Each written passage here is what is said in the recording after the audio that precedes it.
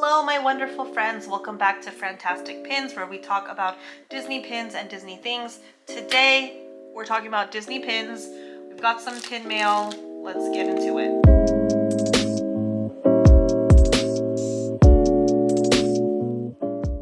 To kick off this video with a bang, I want to start off with these Artland pins that I got from Pulse Gallery.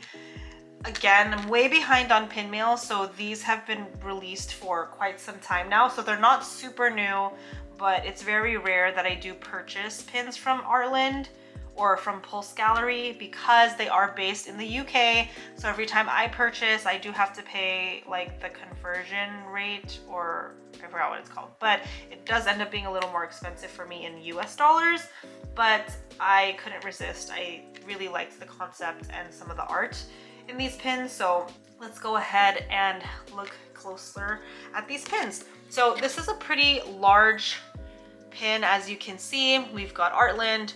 They are Disney licensed pins, so these are considered authentic. It's a collectible trading pin, and you can, I think you can get it from artlanduk.com, but I purchased these through Pulse Gallery, so I'll put both websites in the link in the description down below.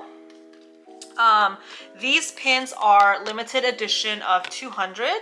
I actually paid a little extra to get the first edition of the Hercules and Meg one.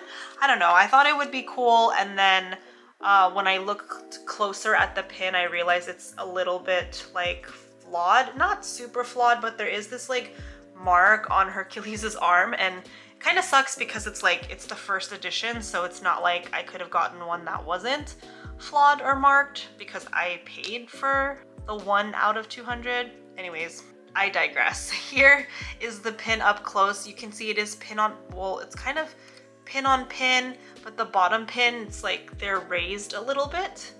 So there's that. We've got a nice like glittery gold background, and then we've got Herc and Meg here. I really love this pose of them. And then the top pin is like this translucent kind of like turquoise colors. You can kind of see the rest of Herc's arm and Meg's dress and her hair on the sides. So I thought that was really cool. I like that it's shaped also in this way and not just like a big old circle like most jumbo pins. And then the pin is gold plated. As you can see here, it is edition 1 out of the 200. And Artland pins will have these gold blocks as the waffling. And you can see it says officially licensed pin from Artland. Let's see if I can get a better view here for you guys. Limited edition of 200, and then the number of the pin. Very nice there. I don't know, I will probably keep Herc and Meg. I may see if anyone wants to trade it with me for something cooler, but this might be the one that I keep from all my purchases. So that's the first pin for today. The second pin we have here is of Belle and Beast. I'm actually gonna take the Mickey backs off so we can see the number edition size. So here is Belle and Beast, and this is their ballroom scene. We've got the same shimmery gold background, and Belle with her eyes closed and Beast looking at her so lovingly. And then their translucent border is like a deeper blue, which is nice because it matches Beast's costume or outfit. I don't know why I said costume. There is a bit of like, I don't know, is that like a paint dip there in his hand? It's not very obvious, it's very subtle. And this one is number 47 out of 200. That's cute, I like 47. That's my birthday number, April 7th. So they used to write the number on the card as well, but I think, I don't know, they're just moving faster. But I do like that it's imprinted on the pin itself, so that way you'll never forget. This one will be up for trade or sale. And then last but not least in this Artland series, we've got Ariel and Eric. And this one is Ariel in her mermaid form, Eric in his sailor suit. And on this one, Eric's eyes are closed, whereas Belle's eyes were closed in this one. But this one's a nice cute exchange. And then their border, of course, is red, like Ariel's beautiful red hair. And let's see what number this is out of 200. We've got number 124 out of 200, as you can see right there. Nice little variety of numbers. We've got one towards the second half of the set, one towards the first half and then number 1. I do love Little Mermaid, but I'm not going to keep this one.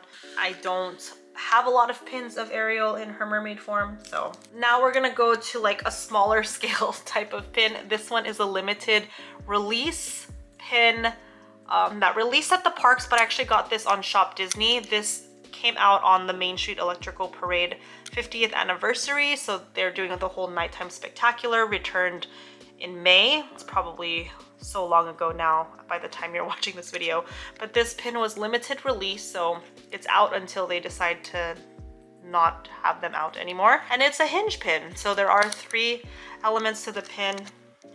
The first part of the pin is Mickey with the head of the train, and then when you open it here, you've got Alice on top of the mushroom with Cheshire hiding in the back, and then here we've got the pirate ship with Captain Hook on it. And there's this really weird thing about this pin. So let me just show you the back first. So it is a 2-pin post pin. That's my cat's automatic litter box if you hear it in the background. I'm gonna keep talking. It's limited release, like I said, silver plated. But one thing that I don't really like about this pin is that these 2 lay flat. So you can see, you can open up the pin, but this hinge doesn't lay flat. So if I wanted to put it on a board, I couldn't put it on a board fully open. I would have to put it on the board like this, which sucks because it's like, I like putting my pins in pin books, so it's like, this might be too thick for a pin book.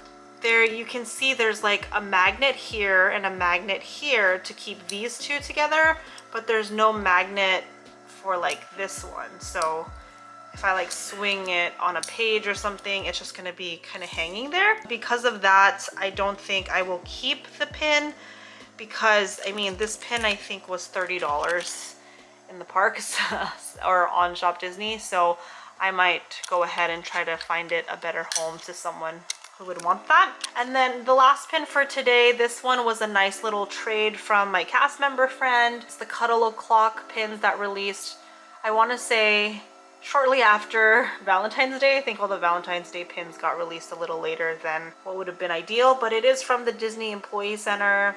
It's Simba and Nala, Cuddle O'Clock. This is a series that I think they started a year ago or a couple years ago, I don't know, but I do like it a lot because of the translucent heart background. I like that it's purple. I think that was very not typical color for Lion King. I don't know, I don't see a lot of purple with Lion King related stuff. But yeah, it is pin on pin, so you can see that Simba and Nala are a top pin, and then the heart and the Cuddle O'Clock banner are the bottom pin.